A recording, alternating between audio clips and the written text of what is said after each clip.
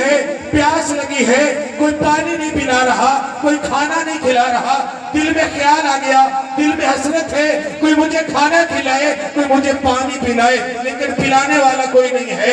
ابو بکر آتے ہیں، حال چال پوچھتے ہیں، سلام لیتے ہیں، چلے جاتے ہیں۔ عمر فاروق آتے ہیں، سلام لیتے ہیں، چلے جاتے ہیں، پوچھتے نہیں کھانے کا، پوچھتے نہیں پینے کا۔ عثمان غنی آتے ہیں، حال چال پوچھتے ہیں، سلام لیتے ہیں اور چلے جاتے ہیں۔ مولا علی آتے ہیں، چلے جاتے ہیں۔ دل میں خیال آ جاتا ہے کہ اب میں کس دروازے پہ جاؤں؟ کون ہے جو مجھے کھانا کھلائے؟ کون ہے جو مجھے پانی پلائے؟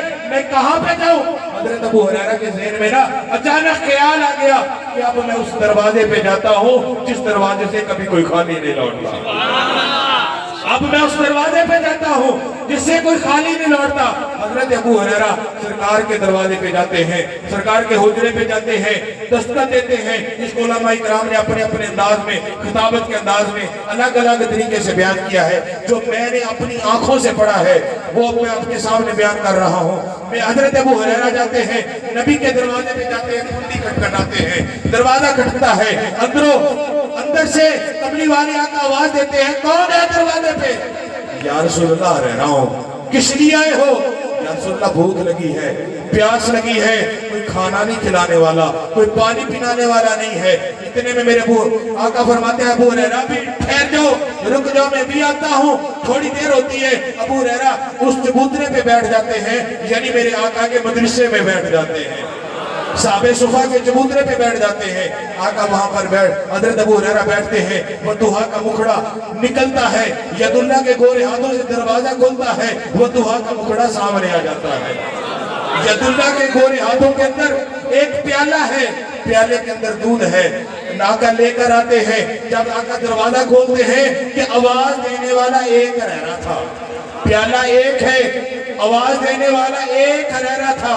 تو جب نبی پاک نے دروازہ کھولا اب ایک موجود نہیں ہے بلکہ صحابہ صفا کے چبوترے کے اوپر میرے نبی کے مدرسے کے اندر 70 غلام اور بیٹھے تھے، ایک نہیں 70 اور بیٹھے تھے۔ اتنے میں حضرت محمد مصطفیٰ صلی اللہ علیہ وسلم نے دیکھا، ابو ہریرہ نے دیکھا، آقا نے دیکھا۔ آقا آتے ہیں، ہاتھ میں ید اللہ کے گورے ہاتھ میں وہ دودھ کا پیالہ ہے، دودھ کا پیالہ لاتے ہیں، ابو ہریرہ کو دے دیتے ہیں۔ ابو ہریرہ دودھ کا پیالہ پکڑ لیتے ہیں۔ دودھ کا پیالہ پکڑنے کے بعد آقا کی طرف دیکھتے ہیں، میرے آقا اشارہ فرماتے ہیں، کہتے ہیں کہ چلو ان کو پلانا شروع کر دو۔ ابو ہریرہ کہتے ہیں میرے ذہن میں خیال آ گیا پیالہ ایک ہے، پینے والے 70 ہیں، پیالہ ایک ہے، پینے والے 70 ہیں، اب کیا کیا جائے؟ ابو ہریرہ کہتے ہیں میرے ذہن میں خیال آ گیا مجھے حکم مصطفیٰ کا ہے، پیالے کی طرف نہ دیکھ بلکہ تجھے حکم دینے والا مصطفیٰ ہے، اپنے ہاتھوں سے پیالہ دینے والا مصطفیٰ ہے، کملی والے آقا ہے۔ ابو ہریرہ فرماتے ہیں میں نے ایک کو پلایا، دو کو پلایا، تیسرے کو پلایا، چوتھے کو پلایا، پنجویں کو پلایا۔ جب میں 40 بندوں کو دودھ پلا چکا تو میں حیران ہو گیا، میرے ذہن میں خیال آ گیا کہ ہریرہ تیرے ہاتھ میں پیالہ ہے، 40 بندوں نے دودھ پی لیا ہے، اب باقی اور بھی ہے، اب کیا ہوگا؟ میں نے اچانک پیالے میں دیکھا تو مجھے قسم ہے اس خدا کی جس نے مجھے پیدا کیا، میں نے دیکھا جب میں پہلے بندے کو پلانے لگا تھا دودھ، جتنا دودھ اس وقت موجود تھا جب میں نے 40ویں بندے کو دودھ پلایا، دودھ پیالے میں پھر اتنا ہی موجود تھا، پھر بھی دودھ اتنا ہی موجود تھا، دودھ اتنا کم ہوا، اتنے کا اتنا ہی تھا۔ 40 بندوں نے پیا، 70 بندوں نے پی لیا۔ اب وہ پیالہ لے کر ابو ہریرہ میرے نبی کی جانب آتے ہیں، آقا یہ لے، میرے آقا فرماتے ہیں ہریرہ تم بھی پی لو۔ ابو ہریرہ فرماتے ہیں میں نے پیا، پھر میں نے آقا کی طرف بڑھا دیا، آقا یہ لو، میرے آقا نے فرمایا اور پی لو۔ میں نے 3 مرتبہ وہ ایک پیالہ 3 مرتبہ پیا، پھر میں نے پیالے میں دیکھا کہ پیالے میں پھر بھی دودھ اتنا ہی موجود تھا، پھر میرے آقا کی طرف میں نے کیا، میرے آقا نے وہ پیالہ پی لیا، اب پھر بھی دودھ اتنا ہی موجود ہے، میں نے سائڈ پہ رکھ دیا۔ ایک صحابی حضرت ہریرہ سے پوچھتے ہیں کہ تجھے اس دروازے کا خیال کیسے آ گیا؟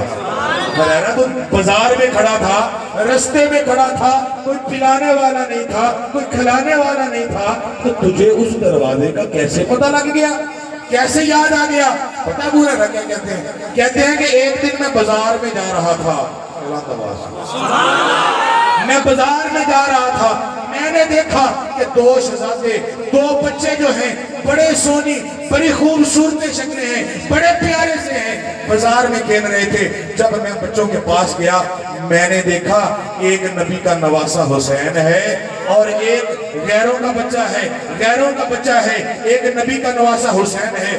میں پاس کھڑا ہو گیا، مجھے نا بڑے پیارے لگے، میں ادب کے ساتھ، کیونکہ نواسہ رسول تھا وہ حسین، جس کے لیے ایک شاعر کہتے ہیں نا، نبی نہ ہوتے نبوت نہ ہوتی، نبی نہ ہوتے نبوت نہ ہوتی، حسین نہ ہوتے جہاد میں قوت نہ ہوتی، نبی نہ ہوتے کوئی قرآن بتاتا نہ، میرے حسین نہ ہوتے کوئی نیزے پہ چڑھ کے سناتا نہ۔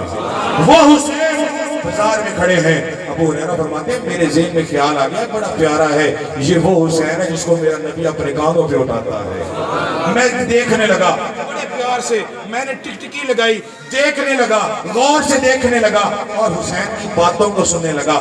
دونوں آپس میں باتیں کر رہے تھے، پتہ کیا بات کر رہے تھے؟ آپس میں کہہ رہے تھے، وہ غیروں کا جو بچہ تھا وہ امام عالی مقام حضرت سیدنا امام حسین سے بات کر رہا تھا، بتا رہا تھا کہ میرا باپ جو ہے نا بڑا امیر ترین ہے، بڑا امیر ہے میرا باپ۔ امام باپ پوچھتے ہیں بتا وہ کتنا امیر ہے؟ اب ذرا غور سے سننا۔ وہ کہتا ہے کہ میرا باپ اتنا امیر ہے کہ میرے باپ کے ایک گھر ہے اور اس کے 40 دروازے، اتنا بڑا اس کا گھر ہے، ایک گھر کے 40 دروازے ہیں۔ اگر فقیر ایک دروازے پہ آتا ہے میرا باپ اسے خیرات ادا کرتا ہے، وہ دوسرے پہ جاتا ہے پھر خیرات ادا کرتا ہے، تیسرے پہ جاتا ہے، حتیٰ کہ وہ 40 دروازوں پہ چلا جائے میرا باپ ہر دروازے سے اسے خیرات ادا کرتا ہے۔ پتہ آگے سے میرے امام نے کیا جواب دیا؟ کہتا تو کہتا ہے بڑا سخی ہے، یہ سخاوت نہیں ہے، مجھے لگتا ہے یہ کنجوس ہے۔ اب ذرا جواب سننا میرے امام علی مقام کا۔ آپ فرماتے ہیں آج تجھے میں ایک دروازہ بتاتا ہوں، میں تجھے ایک گھر بتاتا ہوں، اس کا ایک ہی دروازہ ہے، تیرے باپ کے گھر کے 40 دروازے ہیں، اگر ایک بندہ 40 دروازوں پہ جاتا ہے اسے وہاں سے خیرات ملتی ہے، خیرات 40 دروازوں پہ لینے کے باوجود بھی وہ امیر نہیں رہتا، فقیر کا فقیر ہی رہ جاتا ہے۔ اب میں تجھے دروازہ بتاتا ہوں، وہ دروازہ جو ہے وہ میرے نانا مصطفیٰ کا دروازہ ہے، وہ دروازہ جو ہے رسول اللہ کا دروازہ ہے۔ جو اس دروازے پہ آتا ہے وہ کبھی اگر ایک مرتبہ آتا ہے صدا لگاتا ہے، وہ ایک مرتبہ آنے سے وہ فقیر نہیں رہتا بلکہ دنیا کا بادشاہ بن جاتا ہے، دنیا کا شہنشاہ بن جاتا ہے۔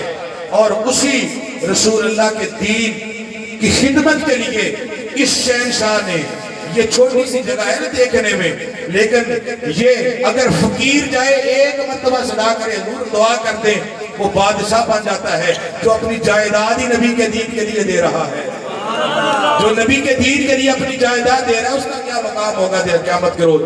نبی کا وہ دروازہ ہے جہاں پر فقیر جاتا ہے بادشاہ بن جاتا ہے۔ پتہ ہے نبی کا کیسا دروازہ ہے؟ نبی کا دروازہ ہے ابو بکر آتا ہے دروازے پہ، وہ ابو بکر نہیں رہتا، ابو بکر صدیق ہو جاتا ہے۔ نبی کا وہ دروازہ ہے کہ جس دروازے پہ عمر آتا ہے، عمر نہیں رہتا بلکہ اس عمر جو ہے فاروق اعظم ہو جاتا ہے۔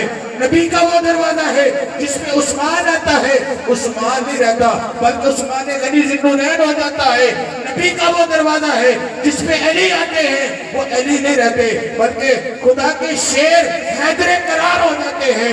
نبی کا وہ دروازہ ہے جس دروازے پہ رنگ کا کالا بلال آتا ہے، ہونٹ موٹے ہیں، بال گھنگریالے ہیں، لوگ بات کرنی پسند نہیں کرتے، نبی کے دروازے پہ جاتے ہیں، وہ رنگ کا کالا بلال جو ہے رب کا پیارا بلال بن جاتا ہے۔ نبی کا وہ دروازہ ہے۔ تو آقا دو عالم صلی اللہ علیہ وسلم کے دین کی خدمت کے لیے قاری اظہر صاحب نے یہ بہت بڑا قدم اٹھایا ہے۔ یقین کریں جب بندہ کوئی نیکی کے لیے نکلتا ہے نا تو شیطان راستے میں بڑی رکاوٹیں بناتے ہیں، بڑی بڑی مشکلیں آتی ہیں۔